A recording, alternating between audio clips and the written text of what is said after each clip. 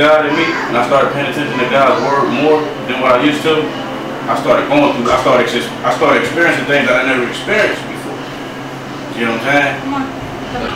Just when I thought I was having health problems and stuff like that. I never paid attention to none of that when I was comfortable in sin.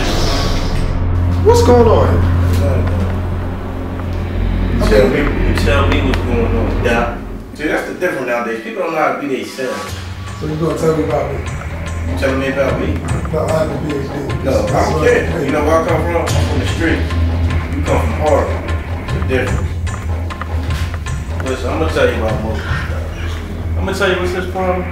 What's the problem? So you know it all. Nah, I'm gonna tell you the problem. The problem trying to prove the world wrong. My problems, most problems, His problem is trying to prove the world wrong instead of just being himself.